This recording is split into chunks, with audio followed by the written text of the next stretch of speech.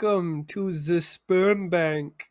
Willkommen to the Yeah. sperm bank. Willkommen. To the bank of sperm. What Willkommen bank to is it? Camelot. I had a Because lot of fun writing that one. do you come here often?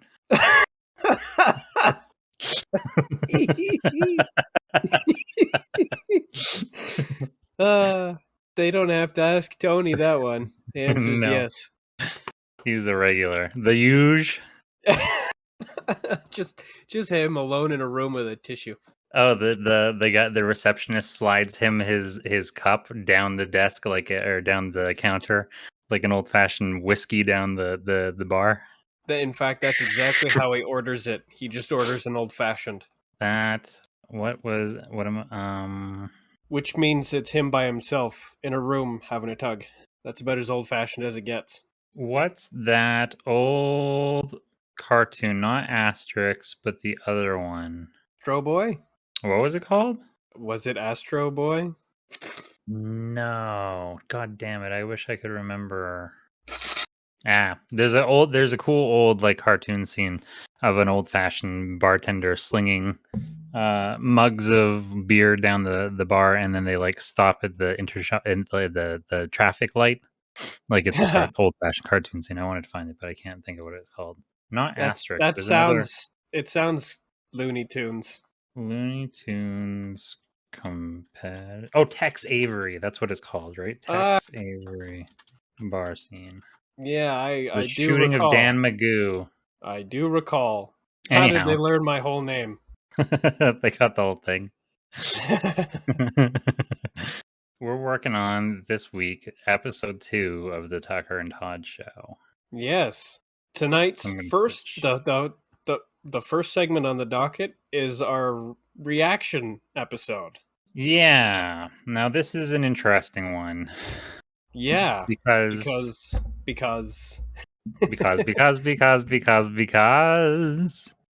wonderful things we does. Did you read the notes that I made on it? And did you listen to it?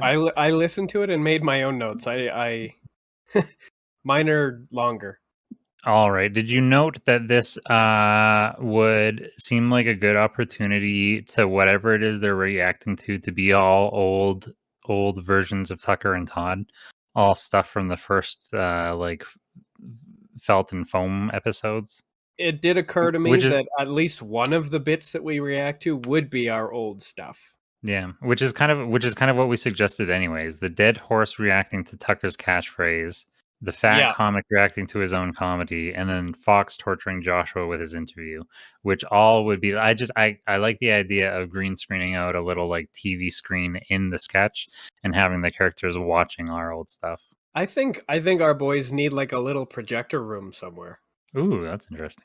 Yeah, an old-fashioned like a screening room. Projector room. Yeah, where they can watch some of this stuff. They've got like the old masters of their original sketches, and sometimes they watch those.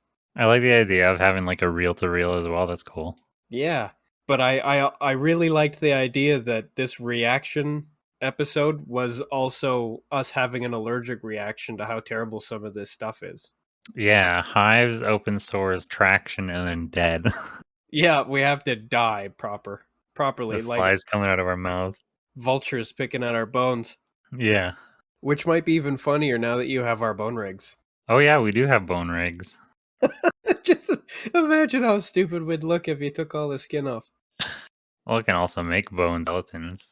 What's exciting is there's also skeletons. There's pre-made skeletal meshes for animals shapes as well. Oh, great. All you have to do is turn one of those cats into a boy. Yeah. There's a little cat with a boy face. Gross. But yeah, so the last episode, the last episode just ended. The beginning of this one doesn't have to pick up where the one left off with this. Oh my god. I don't like that. That's from What We Do in the Shadows. Oh, people have recommended that so many times. It's a Taika Waititi film. I love it. I've heard that it's very funny. It is very funny. I found it very funny, and that is one of the most standout fucked up scenes. It's about vampires, and that particular vampire has suffered like an emotional trauma, and now his shape shifting, he can't quite get it right. So he tries to change into a cat, and it keeps his face, and it's horrifying. I enjoy that a lot. All right, so Yeah. do we So have a we're particular starting. scene? Yeah, how do we want to open up this scene? Because we had a good opener last time, and we made sure to transition everything kind of smoothly from one bit to the next. How do you want to open this one up? Yeah. Oh, and actually, so one thing that I don't know if you. One thing that I was thinking was if we did end up reacting to the dead horse reacting to us, especially if it was sort of like a critical review, I was thinking it's possible that rather than the bison sketch next, or maybe we do both since they're kind of shorter ones, we try to exact revenge on that dead horse by calling the cops on him. Oh, well, I'm glad we called the cops on the dead horse instead of beating it. Well, we call the cops on the dead horse because the cops need to go arrest him from his trailer park for beating his dead wife, for being his dead horse wife. If I horse, See, I can't remember if it was a guy or if it was a whole family of dead horses, and then just, like the wife was in the night I or think it whatever. went gown with Yeah, like a bruised face, and then like just a guy. Because this isn't the first time that an animal has managed to disguise itself as a person. no, you're right. Miranda. And so then that transition doesn't necessarily work. Well, I mean, we can still punish this dead horse by having her husband arrested. Oh, that's interesting. Yeah. I mean, it's still sabotage. He's been beaten on her. It's just sabotage of a less direct way. Well, I guess we'll get around to that. I mean, it's possible that since we're going to be doing a buffalo thing with these anthropomorphic animals, that the dead horse could somehow be a crossover. Oh, yeah. Because uh, I know we still haven't done the React episode, but the Bison episode actually begins with like a panoramic view of a field, but that field is a billboard. Yeah. And at the very end of the sketch, it would be very easy to go back to that billboard and then zoom into the field and then zoom in far enough, and then there's a horse. The creepy horse from Adventure Time. Yeah, and that's our horse.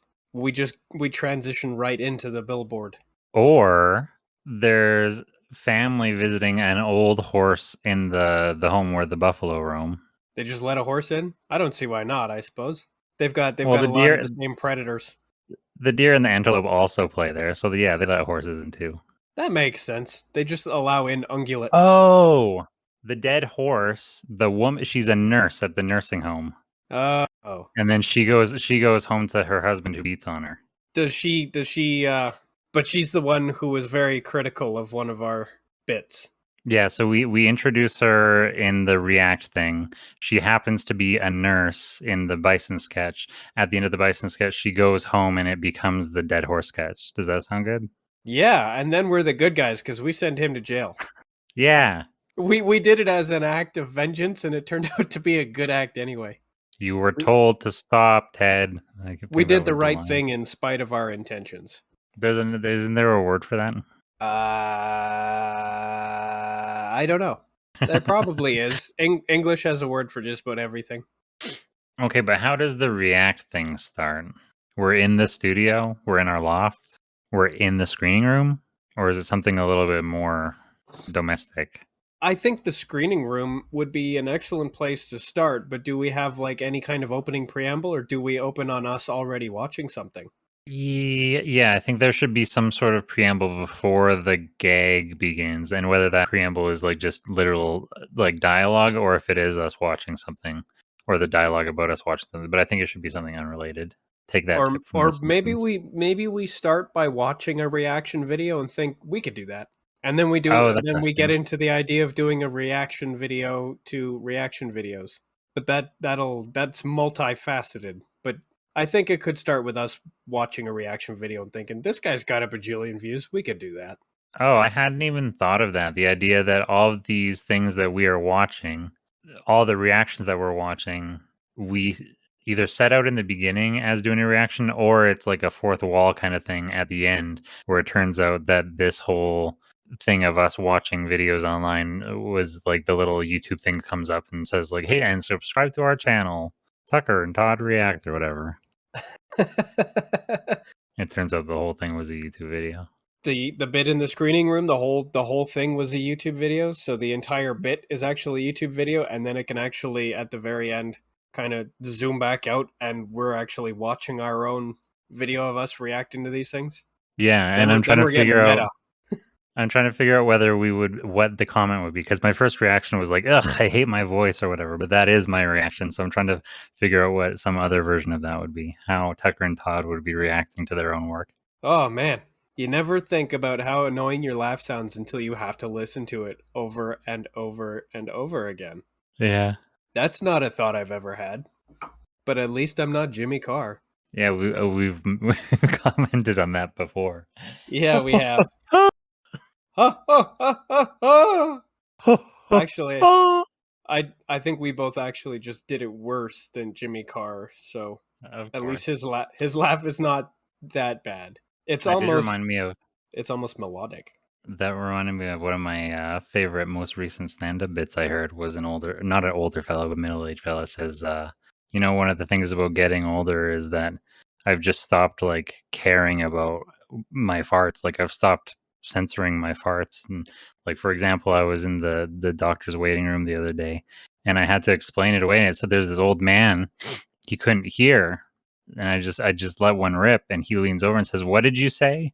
And I had to think of I had to come up with what I said that sounded like, and so I said, LeBron James. And it's the James that made it for me. But see, you started laughing because you start imagining what could be the thing. Yeah. What could be the thing that you come up with to say? Okay. Tucker and Todd react. Are we Yeah, I going with guess. these three things: the Dead Horse, the comic, and Joshua?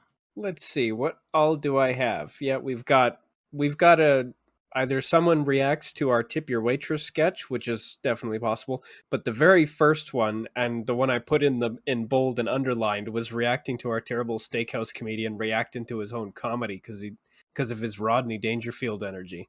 Yeah, I still do enjoy that joke. And you said one of the lines that I had suggested was too much, but I don't know. Is it too much? Is it too dark for the for the comedian to be just like swinging feet when it cuts back to his reaction? I remember saying that was dark, but I also remember laughing. Uh, does is that his reaction to his own jokes? It shows his let's see what this looks like. Let's see how I sound on stage. Then he listens to his own joke and then it has to like sweep back a bit and there he is dangling from a ceiling joist. But His toes I did lightly also brush against the chair. the light brush, yes. But they would actually be slumped against because he's a big guy. Oh yeah. But I did like the joke because, so first of all, the premise there is that like in my mind he's reviewing his work, which me being like a dork about stand up, I know that's a thing that stand ups do, but I don't know if that's like a universal thing that people would understand why a comedian would be watching his own work, unless they just take away from it that he's like narcissistic or whatever. Well, yeah, somebody who sits there and is like, "Oh, I'm a genius," like they're Kanye, just kind of stroking themselves to their own material. That's a sign of like a severe personality deficit. But a comedian watching and listening to their own material is reviewing and critiquing their own stuff after the fact. We could we We could do it all the also time. we could also zoom in on it and make it about like he's checking his YouTube channel to see if he got any likes on his video. He has none. The sad music plays. Oh, all right. In that case, it's almost like a Grinch callback. He's like, "Oh, no messages. Better check the outgoing." No likes at all. Better see what I've got just to make sure I put my best material on there. And that's the opportunity for him to look at that video. Well, now I almost wonder if he would watch his own material and he loves it, and he's sitting there like holding his hand out, going like, what could you possibly say about that? What could So you long have as he's against that got or the whatever? Rodney Dangerfield energy, that's fine. But maybe if you still want him to swing from the ceiling, he reacts positively to his own stuff, but then he sees our reaction to his stuff. Maybe. But I like the joke specific. The gag that I remember also as well was that because he sits on stage and basically his line over and over again is "Toya," and then the joke was that he watches himself say that, and then it cuts back to him, and dejectedly he says "Toya," Would it and be I dejectedly, still like or that. would it be dejectedly, or would he actually be supportive of his own? Oh yeah, I mean that also works, oh I yeah, guess. Toya. oh yeah. We're all getting laid. Even in hell, I get no respect. Even He doesn't have to Optimus die gets either. respect. He doesn't have to No. die. It can be an attempt, and then like there's a Oh, we yeah, can that's a good idea. it just The like it rope, cracks, and he takes the ceiling joist out. yeah, the rope snaps, and there's a snap and a thump, and then a toy. Oh. Either that, or he takes out the ceiling joist, and then the ceiling joist kills him. Yeah, But then he has to die, and we need to book him again. yeah. I don't think I want to kill him. He makes our material look so good. Yeah, I'm okay with the cartoonish him. Like, oh, he can have flying cows spinning around his head as he was knocked out. Oh yeah, a certain waitress maybe. Yeah. Ah, I've got it. I know why he gets sad. He watches his own material and he's super into it. He's very supportive of his own stuff, but then he checks the comments section and there's just one. And it's just like not funny, very fat. Oh, we should look up specifically bad comments from Bert Kreischer movies. Oh, actually, yeah, the model is going to be based off of Bert Kreischer, by the way. I'm okay with that. They're about the same level of funny. Yeah, Although I don't think our comedian would ever try to fight with a bear. I don't think so either. What an idiot. Oh, wait a second. I gotta grab my coffee. Okay. Willkommen. It's the bit that never ends. Yeah, until it's finished. Literally. So, where do we stand on our comedian? Where do we stand on? Yeah, the rope breaks, he slumps, he's got fat cows dancing around. Oh yeah, it's because of the comment section. I like that idea. Yeah, he likes the video. He's all about the video. It's the comment that gets him. And But what about our viewing of it? Do we react to his reaction? Or at that point, after just watching his original set, are we already having our eyes swell shut? is that the order that they go in? So is it first like just kind of like anaphylactic swelling? Well, no, we decided that the very first one would be itching, but I was just putting that out as an example. I'm Okay. just wondering about the order of events. Do we show our reaction after he swings or before? Because there's like a little interim moment in between him, us watching him watch his own bit, and then him reacting to a comment. Huh.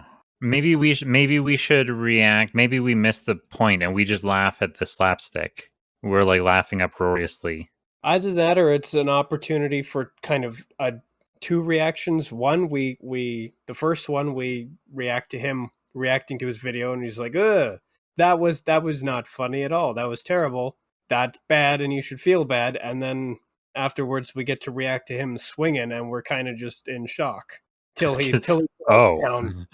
Yeah, we're just Oh, we're laughing and then yeah. Oh no, I got the order wrong. So we are itching first in reaction to his satisfaction. Yeah, we're watching him watch his set, and we're reacting badly both to his set and to his support of it. So yeah, we definitely get itchy. And then of course he checks the comments. We're like, fat, not funny. And then he's swinging, and we're like, oh. And then he falls, and then we laugh. Yeah, what a roller coaster. Yeah, strong start. Oh, do we go to his video that we're watching? We put the comment on it. What an emotional roller coaster, and immediately gets a downvote. Yep. And then we're sad about the reaction to the comment. The internet is a savage place. It really is, because it's got all those people on it. Okay, so from that one, yeah, do we want to do Dead Horse, or do we want to do Joshua? I've got here that his eyelids are being held open by a device, and he's hooked up to an IV. Yeah, we had him in that Clockwork Orange scenario. Yeah, what do we have a firm determination about what it is that they're making him watch? I don't know if it was a firm determination, but I have written here that they were trying to get him to admit to wrongdoing by having mentioned them in his interview with us. I think then that what they should be making him watch is like a recut and edited version of the interview where he says pretty much the opposite of everything that he had originally said. And Okay. the entire point is to condition him into thinking that this is the truth and this is what really happened and this is what he really believes. By the way, all of these moments when we see other people watching old content, when it's cutting back to us watching, we're doing some of those glitching effects from the last episode. Oh, yes, certainly. Those misremembered memory deja vu things. Joshua's content in particular would be especially vexing. Whenever I hear that word, I think of Joaquin Phoenix. Did he say that? Did he say vexing? I I think it was in not Braveheart, Gladiator. Is he in Gladiator? Oh yeah, he was Commodus. Yeah, Cobbett. Yeah, he's all like, "I'm vexed. I find that vexing. I'm very vexed." He says it like 3 or 4 times in a row at one point. I just remember as a teenager, like crying, laughing. All I remember is that the real kind of undertones between him and his sister. I don't remember that at all. Yeah, well, I think the sister fucker trope is like the number one favorite for Roman historical films and other media. Sister fucker trope. Yeah, sister wife thing. They were all over it with Caligula. I think they were trying to do it with Commodus. Did I mention to you that I wanted to do someday like a Wheel of Tropes format? Or maybe not a format, but at least a segment? Oh, yes. We've discussed having the Wheel of Tropes because we already decided that straight women would be the one to pull it and make it spin. Right. Yeah. I need to get to work on that. Now that we have a 3D environment, I can add a little wheel with tropes on it. Oh, yeah. And it's got a little ding and a light on it. It's The Price is Right, but better. I can start playing with physics simulations. And of course, one of the tropes is just like surprise trap door. And so everybody standing in front of the wheel falls down a trap door Into quicksand. into all manner of traps, possibly Yeah, a all of them. booby trap. In crocodile mode. Booby trap, yes. Yeah, the sand is actually just like thousands and thousands of really tiny boobies. Of what is that? Fiber boobies. Like carbon nano boobies. Only mature content here. Yeah, definitely. But but they're like frictionless, so it's like really slippery, and you think. Like the nanobots from Big Hero 6.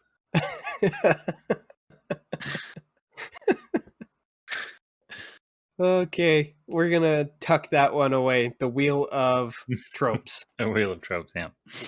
All right. Right now we are getting back to we're doing Joshua. So we're not sold on. Oh, you said a re-edited version of his interview with all of his scandalous bits. What edited out? Either edited out or like Russian government levels of recontextualized. So, like somebody has badly dubbed over his voice in certain spots so that, the inclusion of a not here and there, just like negative language to make it sound like he's saying the opposite Oh, of what he's saying. yeah. And he's like, well, I didn't say that. That's not me. And they're like, yes, it is. I mean, Backhand slap. And then they hook his eyes up to this thing. basically how we were censoring our first couple episodes. Yeah, exactly. But I think obviously there should be like a grumpy, Soviet soldier kind of guy, a la what you saw in what was it? The Crystal Skull, the fourth Indiana Jones film. Oh yeah. Lots of surly Russian soldiers. Also in Stranger Things, which hey, in 2 days they're out. So yes, we've got burly, surly Russian soldier types, but they're all in like fox uniforms. But they speak with Russian accents because let's be honest, they love Russia over at Fox News. Just ask Oh, of Tucker course. Carlson. So they've got a Yeah. Joshua says, I didn't say that. That's not me." And then this Russian soldier can backhand him and be like, "Doctor, proceed." And then they hook his eyes up to this thing, and then the doctor starts administering eye drops, and they hook him up to an IV, and then it's just playing this cut up version of his interview over and over again, but with like little clips of subliminal messaging. Yeah, is there also like death metal and psychedelic light show going on at the same time? Is it I the think I whole think I think there has to be. I think we should go the whole Clockwork Orange. yeah. He's just gonna be like, "Oh, I don't feel well," and then just in the background, this Russian soldier laughs villainously until he gets a call from Puddin. Then he has to go. V pudding. Yeah, V Puddin. Doctor, continue the procedure. And then he excuses himself. Oh, what we call him Puddin' Papa, didn't we? I think we might have. All I know is he has to be called Puddin from now on. Yeah. Because only a guy as soft and insecure as Pudding would need to do all of that. Pudding for brains. Only the soft and the weak really need to show everybody how tough they are. What is a legacy? What everybody, the worst things everybody remembers you for. Did I already ask my kind of like my rhetorical question about the Mediterranean? Was that a conversation I had with you? I don't recall. Refresh my memory. Oh well, I do pen pal stuff online, and so I was talking to somebody from Turkey recently, and just talking about her experience of living in Turkey and the different places there. And my brother traveled to Turkey when he was a teen, and I traveled through Greece when I was younger. And it's just interesting to look back. Like those are that whole fucking area is like a gem, is a jewel. It's a paradise. But for some reason, the whole globe has just like let them turn to shit. And why? How did that happen? It's just curious to me that we used to go to war over like beautiful places, and now we just go to war over stupid whatever. Like maybe we probably shouldn't go to war at all, but you would think there would be some evolution to like, why aren't we protecting Greece and Turkey? Why are we just letting them fucking fail? I don't know. Probably because there's no profit motive in it, and that's become the overriding directive of most of the world. Yeah, Which is exactly why we're on, the practical verge of societal extinction. it's interesting to see. Yeah, so like we're not just letting those gems fail. We're No, we're letting failing everything fail. everywhere. Everything across the board categorically is starting to fall apart because like just as for instance, the pandemic made it really clear how ultra fragile so many of these systems are. Any like lapse that lasts more than a week starts causing a cascading effect where everything starts falling apart. We're still trying to figure out like supply routes. Yeah. It's amazing in 2022. Can you imagine when Christopher Columbus or Ferdinand Magellan or whichever one you want to refer to, Dan one of them, Magoo. Dan Magoo, he shows up on some shore thinking that he's figuring out trade routes for the world, and they build whole civilization societies on the land they find, and they still can't fucking figure out those trade routes.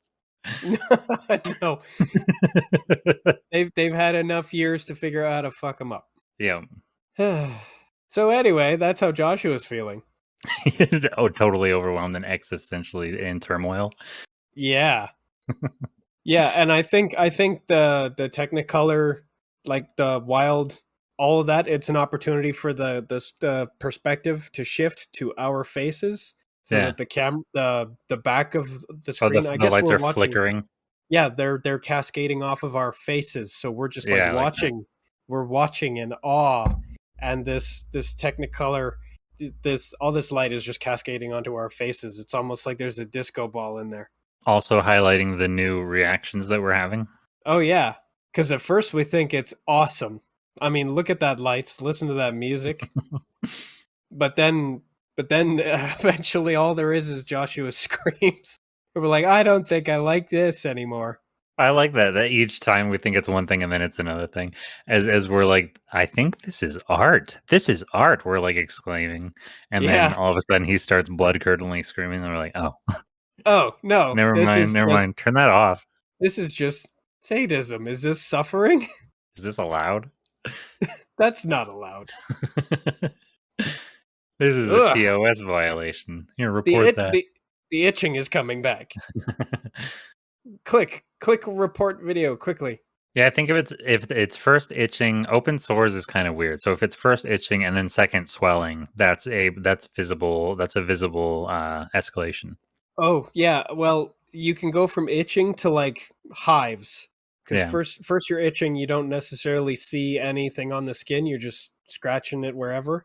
But yeah. then you can do hives where you've got swollen bumps that are, very itchy and possibly even stinging. Some of them might start to be open sores if we scratch them hard enough.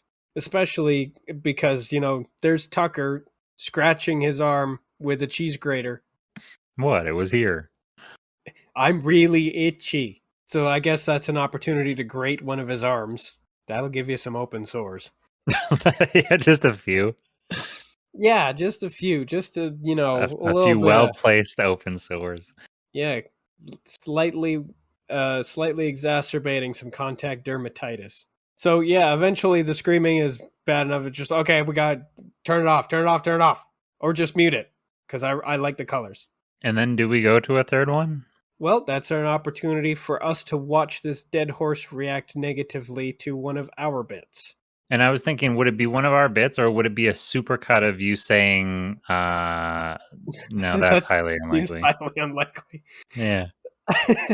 I think I think that's actually I think a supercut of all the bits would be good, but I think the dead horse is actually it's not a prepared supercut so much as it's the dead horse going ugh next, ugh next, Okay, yeah, I like that. ugh. Like her reaction gets progressively worse every time I do it, and it seems to be ubiquitous. It's just Because I frequent everywhere. I think we've done it at least 3 times. It's in the first 2 sketches and then it's in the Halloween special, I'm pretty sure. I'm pretty sure it wouldn't have been as special without it. It's the And I secret mean, ingredient. to be fair, there were lots of highly unlikely things happening in the special. It would be cool if we could get like an AI to go through the podcast and extract all the points that we've said it. Well, I know that it's only really turned up in the actual written sketches. We've mentioned it. We've made references to it, but it does show up in written sketches. Yeah, of course. All of the ones that have Tucker in them anyway. But the dead horse keeps switching over to another video.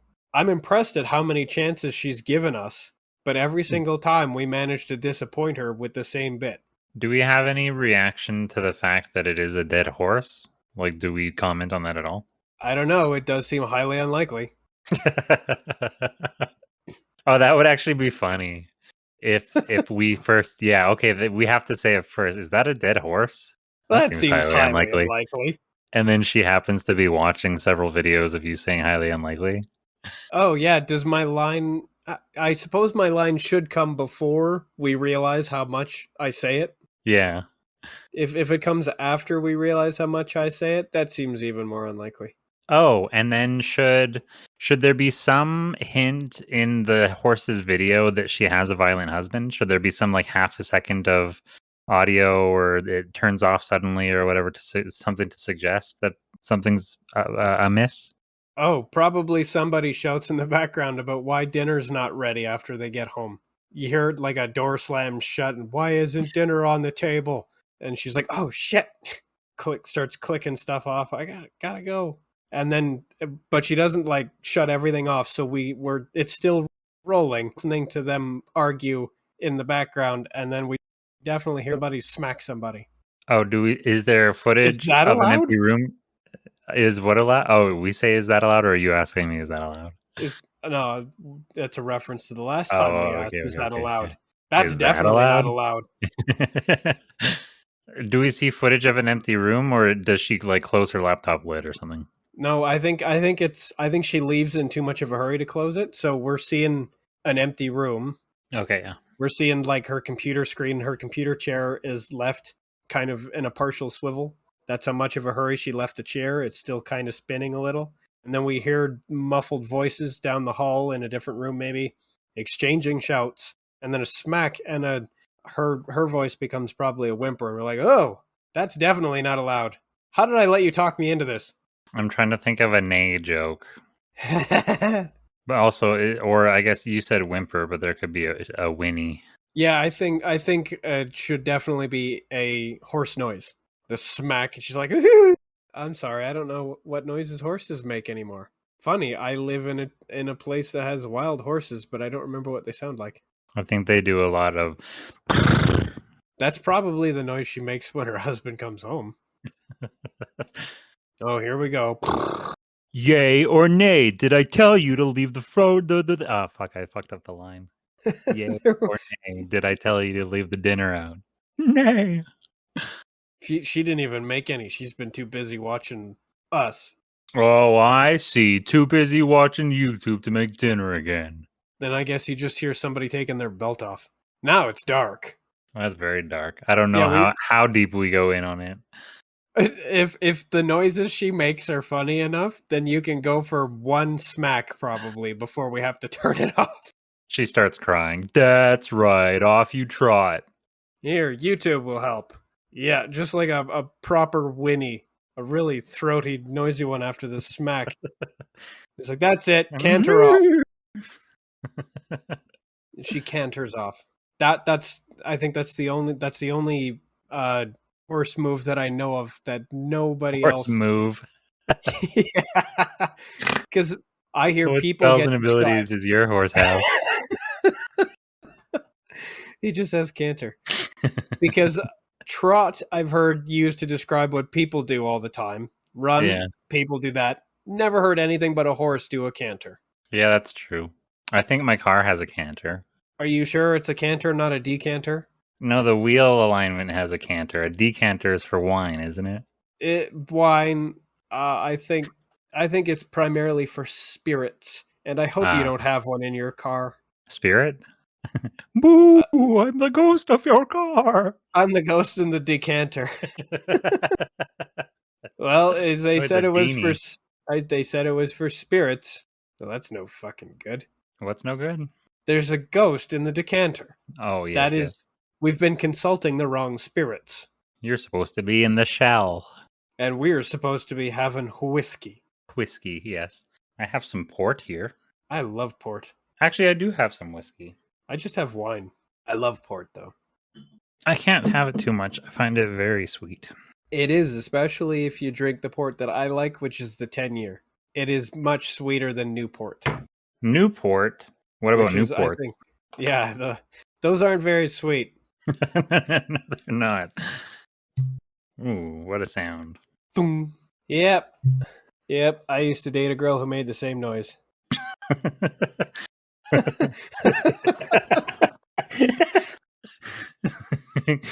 No context. Nothing. No.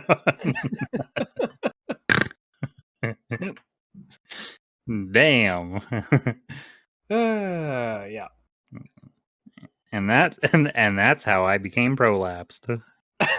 And that's why I'm not allowed within 30 yards of that particular college. Okay, where were we? We were... Oh, the dead horse. Yeah, the dead horse just cantered off after being smacked and letting out a very big whinny.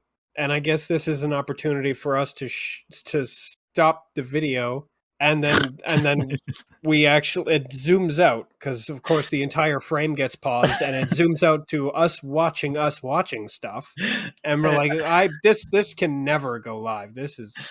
I like the idea. You don't just hear a slap sound; you hear a whip sound and a Hyaw.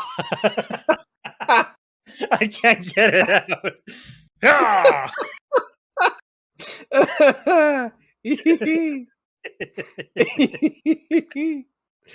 Yeah, okay. Hyaw, silver away. Exactly. Maybe even a whistle or like a strum of a guitar or whatever. I got a bull whip and a neigh, and then it's just yeah, and then of course there's the string of the slide guitar. Yeah. So now I'm wondering. Now I gotta take my glasses off. Now I'm wondering Oh man, so is her when we see her husband eventually, he's dressed up like a cowboy then. He's Oh, got yeah. he's got on the what are they called? The 10-gallon hat. spur. He's got the spurs and everything, yeah. Oh, yeah, like it should be spaghetti western style. Like a cowboy style that has been retired for at least a century, but there he is. What are you, some kind of Johnny? Oh, man. Yeah, okay, I like that. That's the husband now. Hello there, officer. Can I help you? Okay. Now I'm not sure how we make him sound properly intimidating when he comes home to beat his wife. I'm so fucking entertained. I can't stop. All The right. idea of whipping and yawing as he's technically Oh. beating his dead horse wife. Who comes up with this? Oh, I don't know, but I'd write a podcast with him. Oh man. Okay, so I suppose that's the opportunity for it to back off. And what's our allergic reaction level to this one first? Well, I had written down that we're in traction, so literally like in casts with our fucking arms in slings and whatnot. All right, I'm into that. We're probably hooked up to little machines that are beeping, and we have an IV as well. Yeah, the whole thing. Tucker, I'm gonna like struggle to turn my head to you and be like, you good? You just be like, what? Lieutenant Dan, ice cream. And then now is when I want to zoom out. I want that frame to pause, and then I want it to zoom out to our reaction, and now we're just dead. Yeah. We're in chairs watching a computer. On which we've been dead, watching ourselves watch all these things. dead corpses. Are they skeletons or are they bloated zombie corpses? I think we'll take it a step back, and it's just like we're dead with our mouths open and flies buzzing around. We've got X's for eyes. Right. Okay. Yeah. Cartoonish dead. Maybe not full bloated, gross, but visibly dead. We're slightly off colored. We're starting to green up a little. But like slumped against each other, sharing a chair. Yeah. Maybe we're bunk stacked in one chair. And maybe there's like the shadow of a vulture overhead somehow in the studio. That immediately put into my mind how that would transition nicely to the billboard on the highway, but that's not the format of the show. Unless it is. I mean, it doesn't. We don't have to especially marry ourselves because to anything. well, in my notes, we're actually writing the Bison Son Yeah, exactly. episode. So it probably should transition. I don't know if we kind of just snap out of being dead. We're like, well, this is a wash. Or would that be an opportunity to have Jay come in and think that we're dead, or be annoyed that we're playing dead and be like, guys, knock it off. How long are you going to do that, or something like that? Or like have somebody come in and tell us to stop playing dead. If you boys don't stop playing dead, I'm gonna dump this glass of water on you. Then we both scramble. Not again. Or admonishing us for playing dead to avoid chores. Is that? Are we playing dead to avoid chores? I thought we were just the reaction. Where our reaction was just lethal. Well, I mean that could be like a question though. Are you guys playing dead to avoid chores again? Obviously, there's no answer because we're dead. We're dead, yeah. And then she dumps a glass of water on us. And that snaps us out of it. Yeah, it's an opportunity to play with your fluid effects. Ooh. That's way too fluidy. It's just a jet stream. What? How did you get this level of viscosity in one glass of water? I like the idea that she turns the glass of water upside down and then a jet stream of water comes out of it. I do like that cartoon effect, yeah. That's just silly enough for us.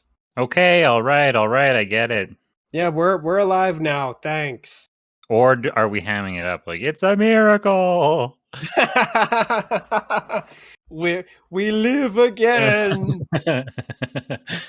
Thank the Lord. Thank the God computer. Great. Yo, you say thank the God computer, and that's it. That glitch. Yeah, Thank the great computer in the sky, the great CPU. Blessed the is motherboard. the cosmic processor, the motherboard. That's a good one. Hail Mary, motherboard. So I suppose we can really quickly segue to a scene of us drying our hair off, toweling off because we just got fire hose soaked. And I suppose one of us could make a comment that causes us to go into writing mode. I'm trying to think. Oh shit! What's the matter? I just pulled my. Oh no, we're good. La la la la. I'm trying to think of how to transition to work. Words to say that would prompt. The Bison sketch. Oh yeah, that sketch in particular. And now that we've seen the dead horse, it makes perfect sense for us to write her into a bit as the nurse. Yeah. Although now that we've kind of seen her I'm personal tragedy, I don't think we're going to do it to take vengeance. I think we're actually just going to rescue her.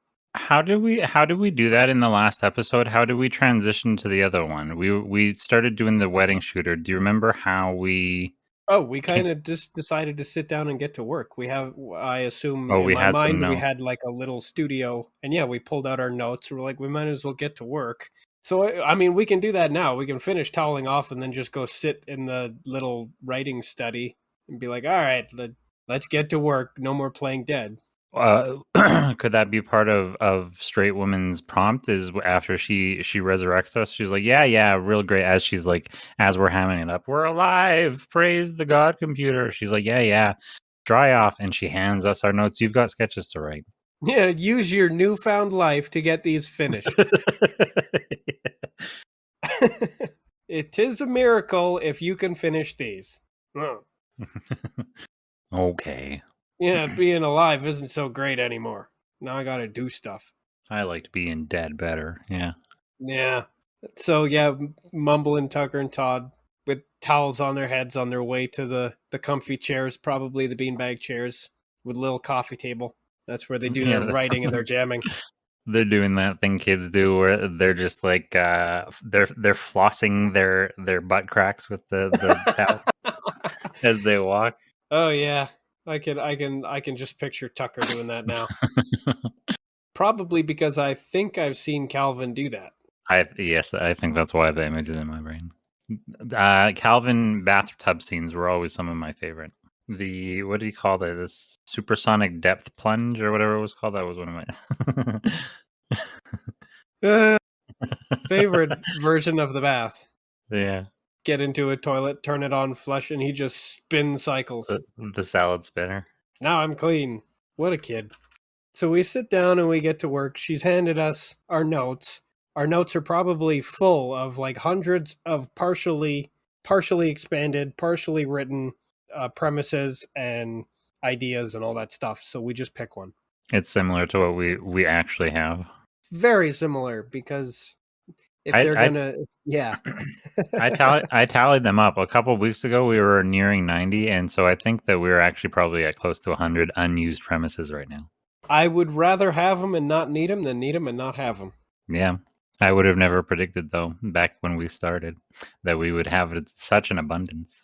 Yeah, but most of them are yours. This is all your fault. It is. I'll take the blame. The home where the buffalo roam starts with a billboard ad for a nursing home. Yep. But you don't know it's a billboard ad. You just think it's a nice, pretty scene. Yeah, it's got nature noises, of course, and then the image starts zooming out, and then you see that there is text on what you assumed was this nice, serene-looking field, and then you see that it is in fact the home where the buffalo roam, retirement community. Oh, I bet you that song is in the public domain. Do we start with that song playing over that scene? I don't see why not. I think it'd be perfect for it. Home on the Range, public domain. Yes. Excellent. And then the camera zooms out further still, and then you can see the highway going on alongside this billboard, and there is a family of bison driving to go visit Grandpa.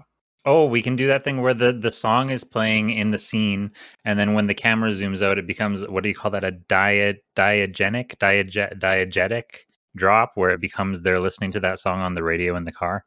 The Yeah, kid it, hates it it. It's I think that's a great idea. It would sort of change in tone and sort of softness. Now it's an old-fashioned sounding tune on the radio. yeah. I like that. And the kid doesn't like any part of this. Why do we gotta go see Grandpa? Why do we gotta listen to this song? How can you guys listen to this stuff? Why do we gotta go see Grandpa anyway? Kids don't respect anything. Nope. He's not even dying. Kid, this imaginary kid is horrible. Oh yeah, we decided that our straight woman actually works there too. Yeah, that was a thing back then. But since Eh, since we're writing it, we just put people that we already know into our sketches when we're writing bits. We do it all the time. yeah, that's true. That's reasonable. So we're just like, we need a person who works there. Put Jay in it. I mean, that could maybe even be a reference later when we find her doing her detective work. Well, We can that's make how some. it is. She finishes off this particular bit by giving us a lecture about dementia. So she takes the funny energy down, and then we put down the notes, and we're like, wow, she got real serious in there. Hey, where is she anyway? She put us to work so that she could have the green room to herself. And then we find her. We're like, I thought you were a nurse, and she's like, what? Only in our imagination, apparently. Yeah. But she's just, you know, doing a recreational thing. She's just playing. It's like a virtual reality game to her. Oh, the detective stuff. Yeah, she's using the green room like it's a holodeck. There are tons of detective holodeck episodes where Jean-Luc just like, I want to be in a holodeck production of my favorite novel, and now he's the main character in it, and he's a detective doing Detective Space Time. yeah, it's like an old-fashioned hard-boiled noir detective novel, but you get to be in it. That's what they like using the holodeck for, to just like live in literature written hundreds of years ago.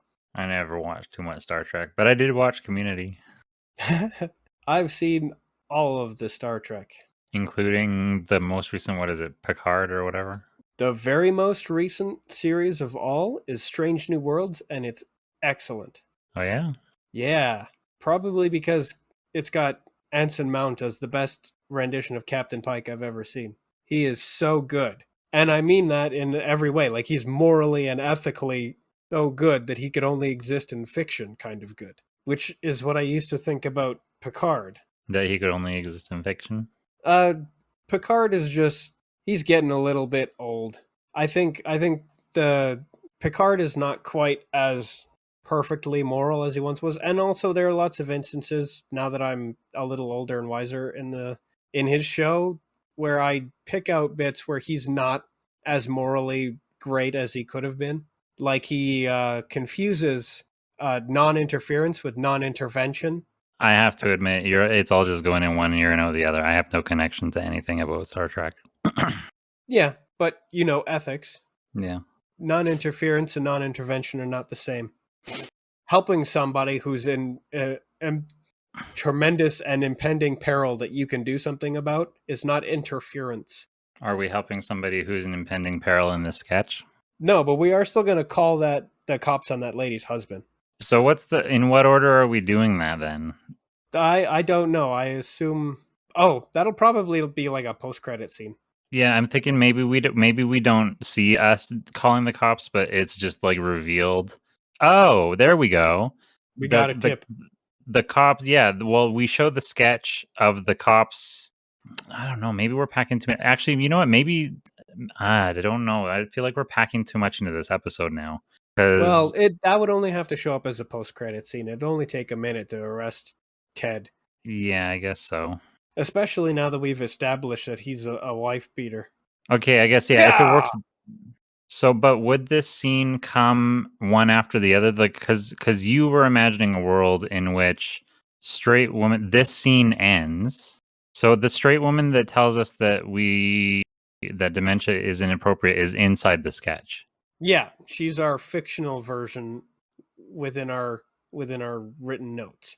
And so if we so when in the way you have it written out or imagined, whatever, right now, the transition is she gives us that lecture in the sketch, and then we pull out of the sketch into the studio, Yeah, and the she us, kills our energy with her seriousness.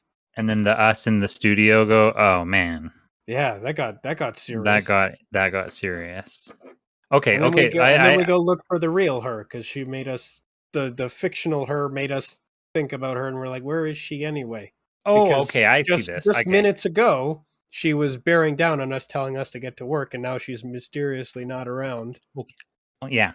So I was trying to envision a way in which the dead horse sketch would be slotted in between Bison and Straight Detective. We don't need to do that. The dead horse thing, as you said, can be a post credit sequence, and the way that it's done is it shows the dead horse arriving home, and then another situation of the husband coming in and being abusive or starting to get abusive. But that's when woo woo woo the cops come in and drag him out cop style, and we make the joke about you were told to stop, Ted.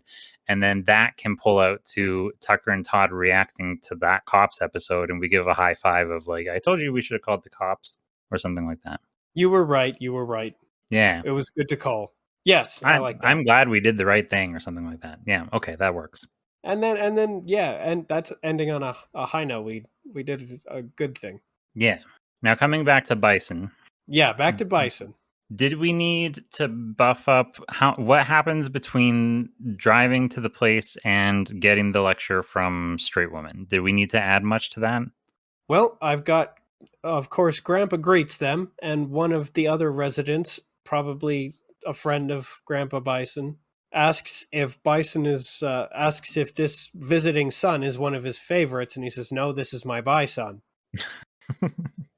And I've got written here that Straight Woman apparently works there and takes umbrage with this. Someone tries to explain the joke to her, but gets bonked mid-explanation. Then the joke Who, falls right out of the bonked guy's mouth. I'm going to assume it's another orderly who tries to explain that it was just a joke. what was that again? Who gets bonked and what for? An orderly, I assume just like a random passerby, tries to explain that the bison was just a Oh, play okay. on words. It was an innocent play on words. And of course, our Straight Woman's not having it. But this guy trying to explain the joke gets bonked, and we decided that the joke just falls right out of his mouth. Right. I think I remember describing that like a scene in Kill Bill. Yeah, he slapped the words right out of his mouth, and they fall down.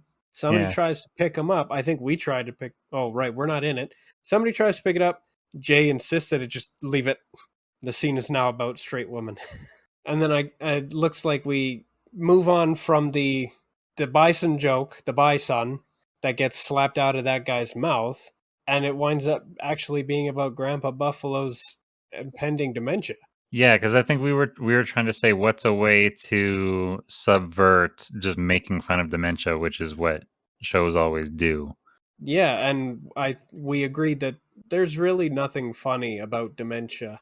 So that's why it winds up kind of transitioning into Jay giving a rather chilling description of what happens. And I've got it written here that like the screen at the edges starts to darken, and the focus kind of shifts in and in and in until it's pretty much just her face. And she continues her description, and once she concludes, the scene immediately zips to something with like the opposite energy. Maybe somebody literally gets the shit scared out of them. Was there something specific that prompted her explaining why it wasn't funny? Did somebody do something that seemed funny, or did somebody start to make a joke about dementia? Yeah, Like, it's somebody attempts to set up a joke about Grandpa Buffalo's dementia. Probably is another explanation as to why he made that joke. Oh, it's just his dementia. And then people start laughing. Jay doesn't laugh. That shit's not funny. a doctor recently told me that I have cancer, and now he's saying that I also have dementia. At least I don't have cancer. Like one of those Brutal. jokes. Brutal.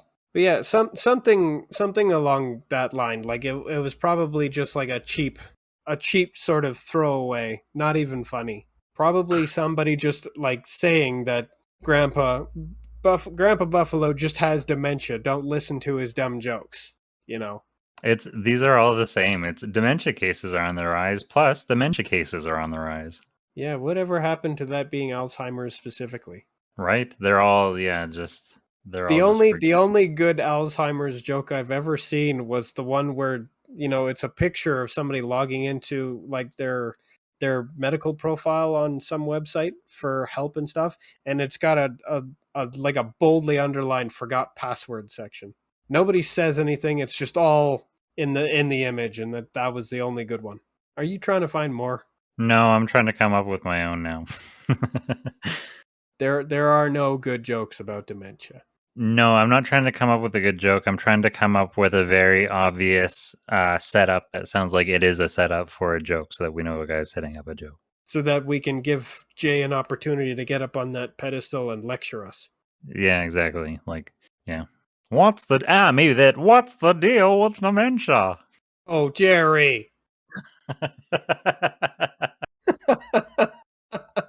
If Stray Woman is Jerry. doing the Jerry. Jerry. Jerry, no. What's the deal with his delivery pisses me off. I don't know. I think brain damage is kind of funny. And that's when he gets hit with a shovel. And once again, a joke falls out of somebody's mouth. I mean, how many jokes have you wanted to slap out of Seinfeld's mouth? At least a couple dozen.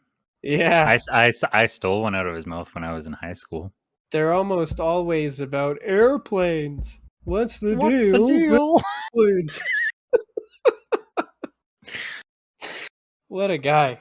Yeah. What's the deal with Jerry? Oh, Jerry has dementia. The sketch is changing. Jerry has Jerry has dementia, and now he's just making jokes about himself. Like self-referential jokes. He doesn't know he's Jerry anymore. There's no such thing as a funny joke about dementia. Jerry goes, "What's the deal with dementia?" Straight woman says, "Jerry." He says, "What's the deal with Jerry?" She says, "Oh." It's funny now. We've crossed the threshold. That was the comedy Rubicon. Yeah. What's the deal with Jerry? Aren't you supposed to not cross the Rubicon? I'll admit I'm not a student of history. Or maybe I don't remember. You can't uncross. You can't come back once you do. Is that what that's supposed to mean? I think you can. Once you cross the Rubicon, you can't cross back. Oh yeah, it's a point of no return. A difficult decision from where there is no way back. Well, yeah, okay, we just crossed the comedy Rubicon. We can't take that back. We can't take that back. Jerry is now in the nursing home. I love it. Yeah, there's Jerry, and now Jay gets to tell everybody the grim reality of dementia. So that's when you get to do the cinematic effects. Screen darkens so that there's just kind of like a ring around her that's still kind of lit, but only just, and it's just probably like gloomy music in the background, some kind of sort of low bass note. Music. It's like a low bass note. It's just serious gravity. And then there's probably like the sound of somebody shitting themselves, and either out of fear or it's Jerry who just shit himself, and an orderly loudly laments. Jerry. Oh, not again. Oh, I just got that cleaned up. So yeah, that would be like the opportunity for the record skip, and then the lights immediately all come back on. Jay's moment of serious reflection is ruined and over, and this guy's like, ah. And then that's an opportunity for us to put down the notes and be like, wow, that was a roller coaster of emotion. Because now we've done that twice. Yeah, that's fun. Oh yeah, it seems like we're having a new catchphrase. Yeah, I mean, restore time for a new catchphrase. Well, yeah, we spent a little while in the first one, kind of in the first bit, shitting all over the last catchphrase. Oh, when we finally go back to anti-imperialism's family fun farm, they're going to have the emotional roller coaster. Oh, yeah. Okay. Emotional damage. I like that one a lot. Hell yeah. Okay. Oh, yeah. There. All right, so we put down the notes. Well, that was an emotional roller coaster. I like how you wrote Jay. That's very much how she sounds. Yeah. Speaking of Jay, where is she anyway? Yeah, I kind of expected her to be around here making sure we stay on task. And that's an opportunity for us to go looking through. We put down our notes and go looking for her because she supervises us because we need supervision, obviously. Or is it there? We wrote it there. We took care of our notes or whatever. Maybe she'll make us lunch. Oh, I want lunch. I never got breakfast. Yeah, we still never got breakfast. No, we did. We carried it out, didn't we? Did we No, escape we with it? I didn't. can't remember. I Oh, right, slapped a it poke. disappeared. Yeah, I slapped a Pokeball out of your hand. We can't have I that can't for eat breakfast. this. So we, and then the episode ends on a tummy gurgle, Looney Tunes Right. style. I forgot that we didn't get to we didn't get to take it with us. We got No, zapped and out. that was part of the deal too, is that we'd keep breakfast. Yeah. Gigi is a clever, conniving Not the other lady. C word. Yeah. Computer. Yeah. Okay, so we go find her in her holodeck though. Yeah, we sneak around. We hear probably like a little shuffle or something in the direction of our green room. So we sneak over and kind of like open the door just a crack and peek inside. And I guess that's an opportunity for the camera perspective to be on the inside. And as the door opens and the light comes out, the eyes that are happen to be peeking inside are now in black and white. Mm-hmm. So like the noir light is now getting on our faces. Do we react to that? Whoa. If we notice it, probably, yeah. What happened to your face, Todd? What happened to your face, Tucker? What does mine say? I'm trying to think. Was Toby Maguire's character in Pleasantville named Todd? Oh, David. Never mind. Yeah, he's David. God, he looks like such a dweeb. He was typecast for the rest of his life. Yeah, he kind of was. Because I was thinking about how that's exactly his look in Spider-Man. That vaguely surprised, dopey kind of dweeb look. Dweeby young boy. Yeah. Yeah, dweeby haircut, dweeby clothes, dweeby general like presentation. Literally a white boy named Toby. Yeah, He's a Toby. yeah, I suppose that's exactly what Toby is. I'll just say it's a good thing his name doesn't end with an I. Toby. So, I assume once we peek into the studio, or rather, not the studio, the green room, we get to see the very beginning of Straight Detective's monologue, which of course she's doing out loud. Into a mirror? Is she like practicing? It starts with her talking to a held framed photograph. Hmm. But I think she's pouring herself like a glass of whiskey because you're not a detective like a grungy PI without whiskey. Real whiskey? Yeah, brown liquor. That was you called for brown liquor specifically. Yeah. Oh, and of course it is Stan in the framed photo. But of Oh, course that's interesting. it's He's just a inanimate bear. pink bear Stan now. But she's staring at it forlornly as she does her little monologue, 6 years since I quit the force. And has it really been 6 years since she quit the force? You said she's playing this up.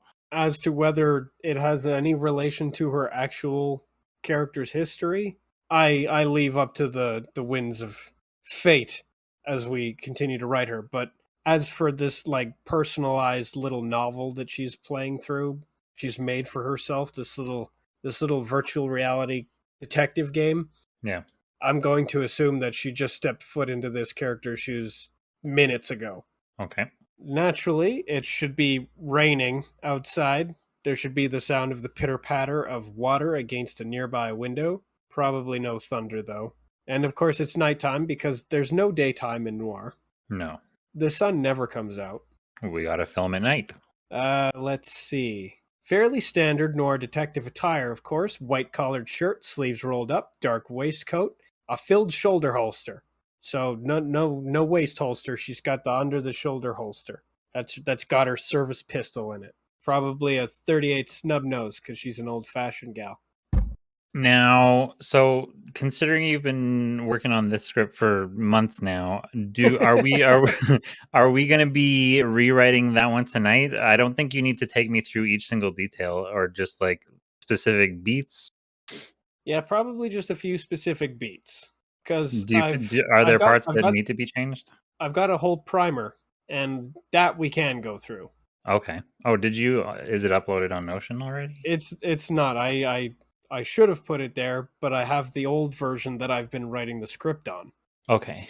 It was the prototype for the current primer template. Okay. So we've got our standard beginning, dingy private eye office in a rundown building. It's got to be a shithole. Straight detective sitting at her desk, pouring a glass of whiskey. And funny enough, she puts down the glass and then sips directly from the bottle. The whole time she's monologuing, including while she's drinking from the bottle, somehow. The drinking is interrupted by Miranda. Did you say she's monologuing while she's drinking?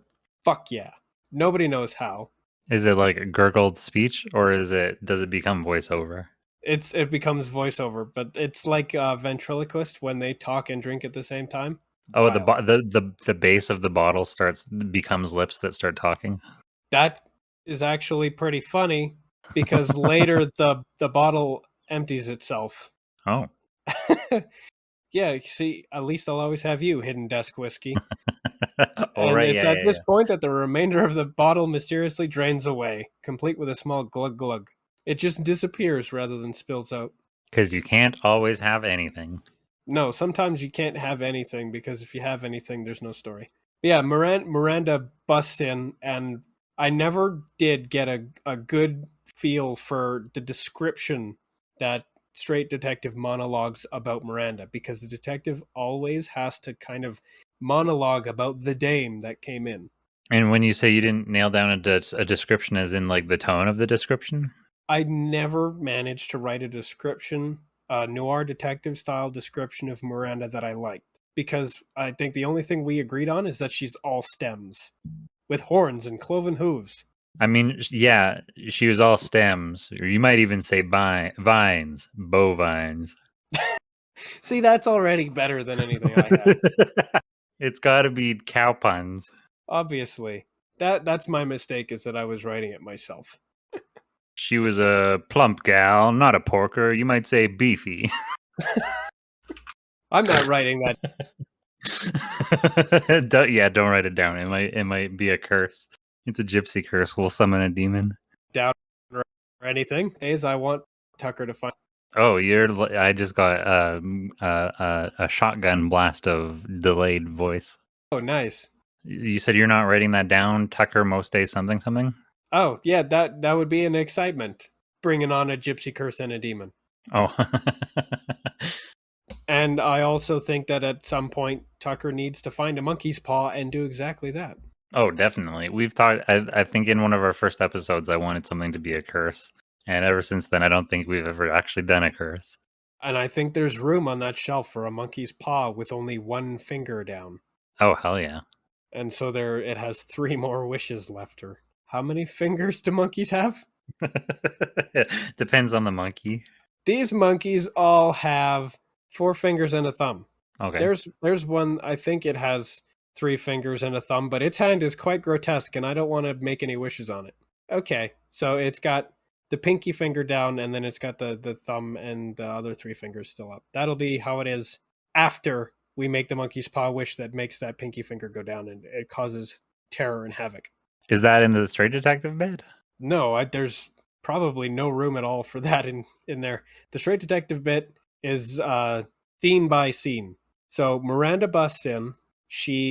Of course, she pleads with the straight detective. The straight detective is behind on rent because the PI in these things always is. They're always on the verge of total bankruptcy and disaster and getting thrown out of the only place they have. They sleep at the office, etc., etc. Yeah. So she doesn't need to have her arm twisted too hard to take it, but Miranda attempts the feminine wiles anyways, batting her lashes, doing the standard dame tropes. Straight detective is totally non-reactive to all of that, but takes the job. Miranda's sister has gone missing. Miranda's sister has no name. She's just Miranda's sister forever. Yeah. Tied up with some bad people. She ran off with the rodeo. Oh, is the rodeo somehow linked to the bad husband from the Dead Horse sketch also? I would like that. Yeah, that's Tied up with some important. bad people. Dead horse husband in parentheses. Yeah, he doesn't have to be a main character, but he can be roaming around in the background. Yeah, and he's got to be saying one of his lines because Yeah! I got to hear his voice more in my life. Okay, so Miranda's sister, they go. Miranda takes straight woman to visit her family. Her parents, who they discuss said sister, and Hank, her boyfriend from the rodeo. This boyfriend Hank, whom nobody ever approved of. Yeah, So there's nobody a, ever there's a talked family to scene. him. Yeah, fucking Hank. So yeah, there's a scene in Miranda's home with her family, which of course on the transit to that home, there's like a sign somewhere for the rodeo. Like there are multiple signs for the rodeo in the background during Hmm. transitional phases in this sketch, which is funny because the rodeo is the last place you wind up at, and she keeps wondering where the last clue will be and all that. So, because I'm an asshole, I want to wave it like a flag that this is about the rodeo. So she has to go asking, we'll go downtown, we'll go to this dive bar. I've got a contact there who might know where your sister is, where this rodeo is happening. I know a guy. Yeah, every detective knows a couple of guys that are just an inch above dirtbag level who make useful informants. So, of course, on the way from the family home to this dive bar, there is, of course, another sign that says where the rodeo, where the radio is, where the rodeo is. The address, the date, everything. Nobody notices it. Turns out she's not a great detective. Nobody ever said she was. Yeah, no. So multiple great big cues have been missed, but eventually this contact is like, let me call some people, see what I get you, and so he does. They get like a little scrawled, crumpled up note that has an address. It's the rodeo, and of course that's when they find the rodeo that's been advertised all over town and was actually right in the middle of town. They practically went by it. They stopped and waited for the parade at one point. Okay, I'm putting that into. The wagon chain gang or wagon whatever it's called procession. Yeah, they have to stop and wait for a parade of wagons. Probably all of which have, advertisements for the rodeo just on the side of them. And that's when they get there and they spot Miranda's sister, and that's where they get that moment of confusion because Miranda's sister is not in disguise. She's just a cow. Yes, right over there, the paddock next to the lamppost. Where? Huh? Feeding the cows?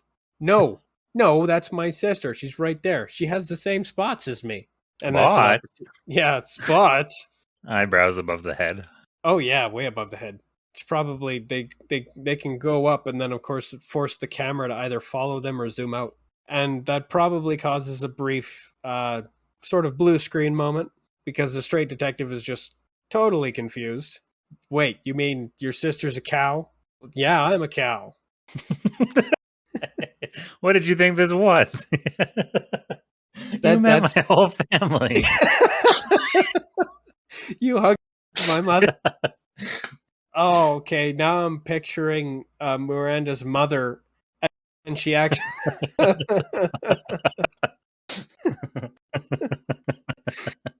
Why doesn't She's Miranda got have like those? utter cleavage. Yeah, two sets of udders with like, yeah. Why doesn't Miranda have udder cleavage? uh, she spent several years in a cult in the Sudan. And then there's a sort of, I'm still not sure which direction to take that part. Does because it before that there are moments where there are hints that straight detective is mildly attracted to Miranda, finds her interesting, finds her attractive, and then the reveal that Miranda's actually a cow. I've actually got kind of like a split where I've got two outcomes written where either the attraction is immediately dissolved, and so too is Miranda's disguise, and now straight detective can only see her as a cow and not as a person. And what follows is another monologue that doubles down on all of the cow puns already made. Now I really see how beefy she is. I'm utterly embarrassed. or she's still like, it's too late now, I'm into her, kind of. But that one's not as fleshed out because the opportunity for Miranda's disguise to be seen through. Miranda's actually really happy that her disguise was sufficient to fool a seasoned detective. I mean, both are great.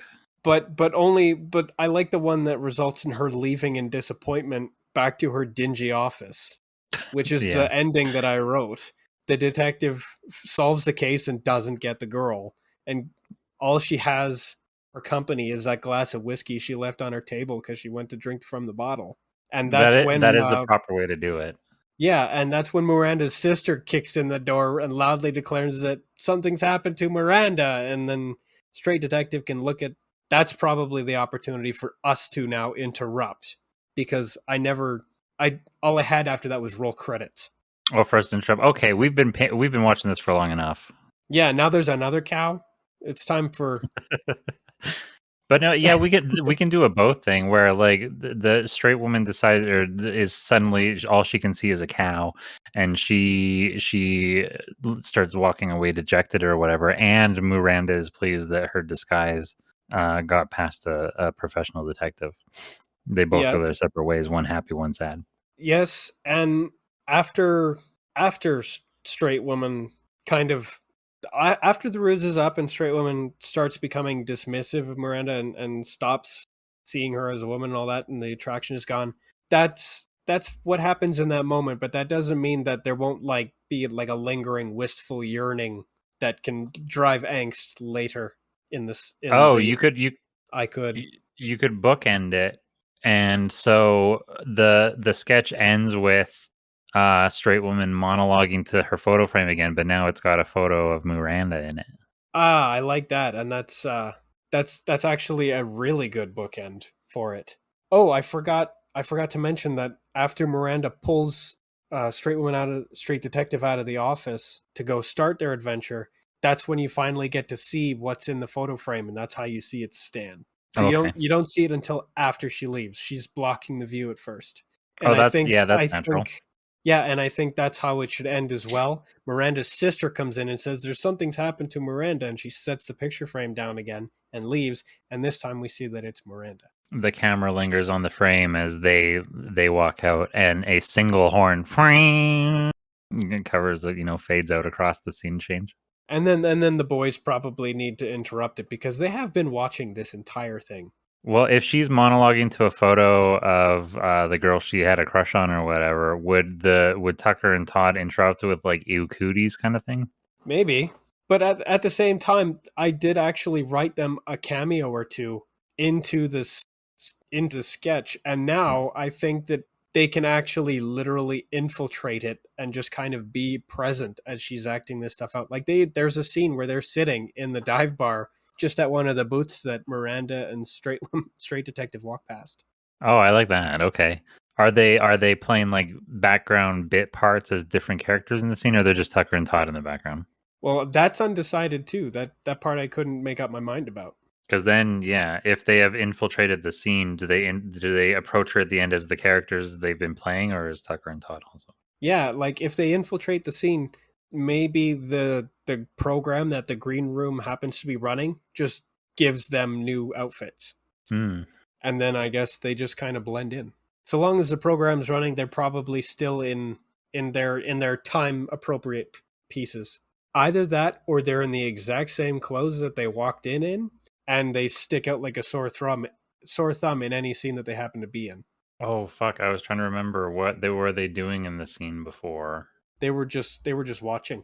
Yeah. Oh yeah, they had toweled. I was trying to. Were they covered in something that they could be covered in? But no, they weren't. They had just toweled off. Yeah, they were just wet and they did the butt floss. Yeah. So they were dried off sufficiently.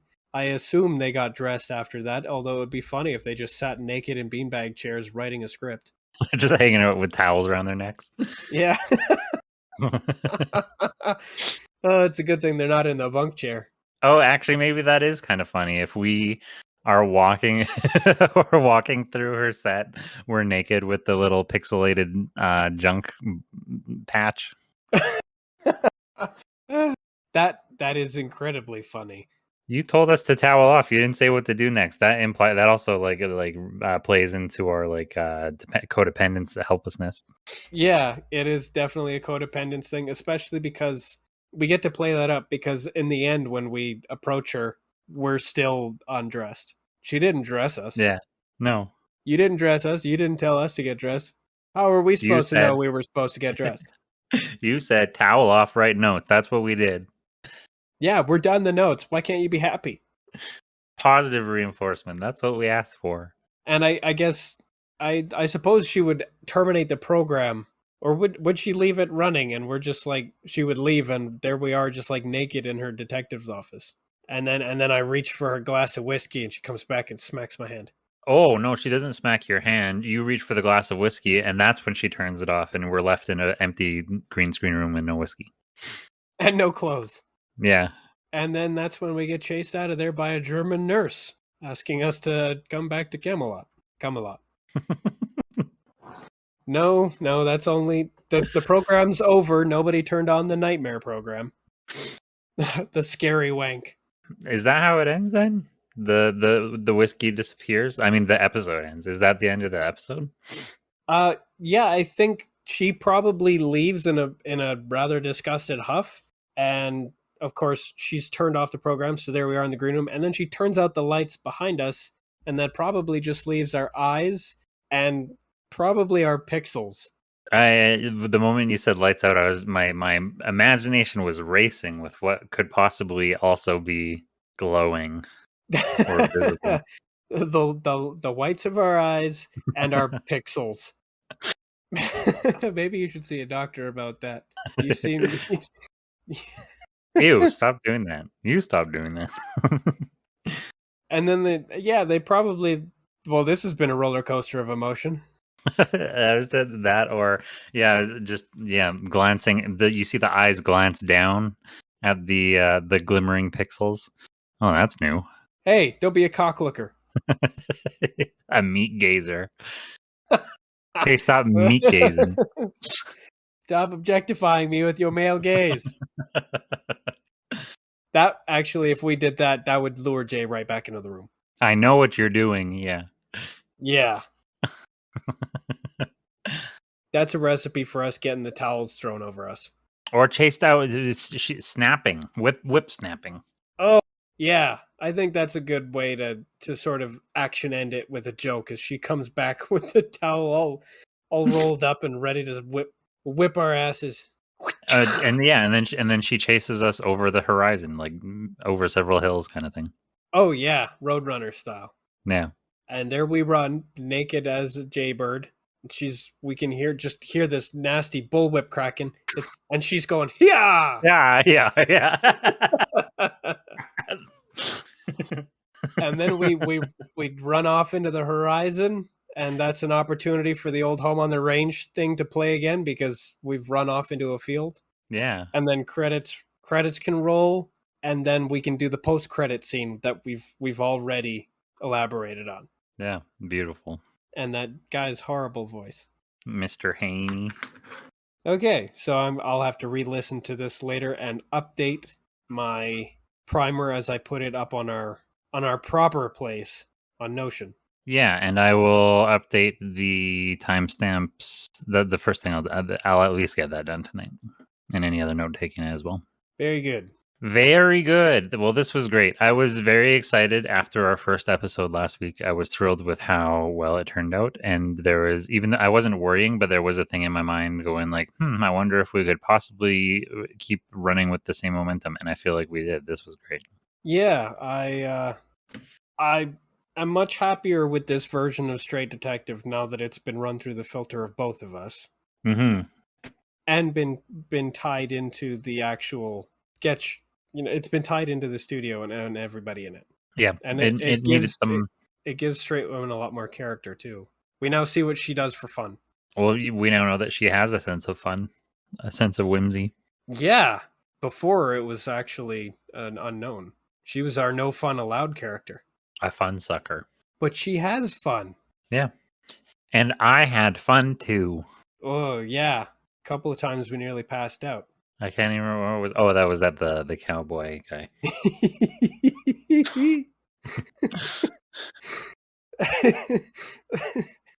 I had hot tears running down my face.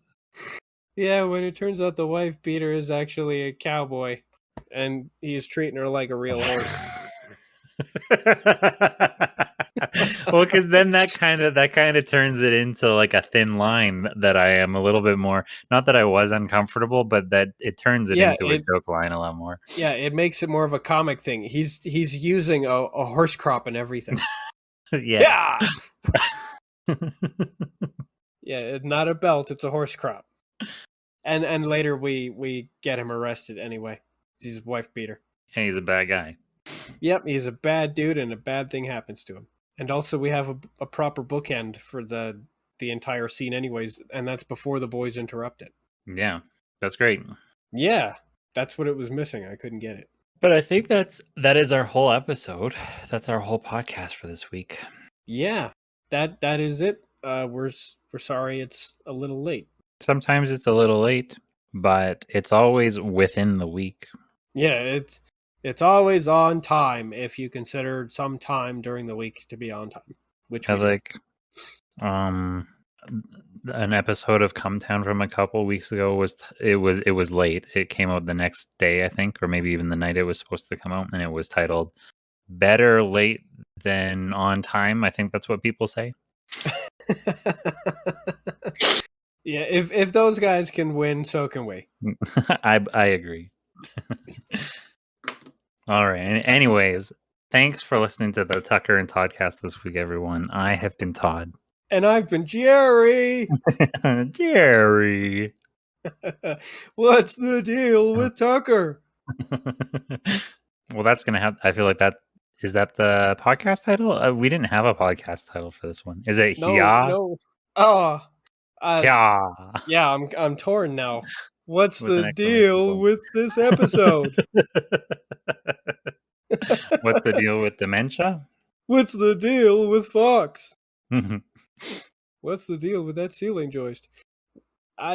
What is the deal? What's the deal? I don't think I do a very good Jerry impression.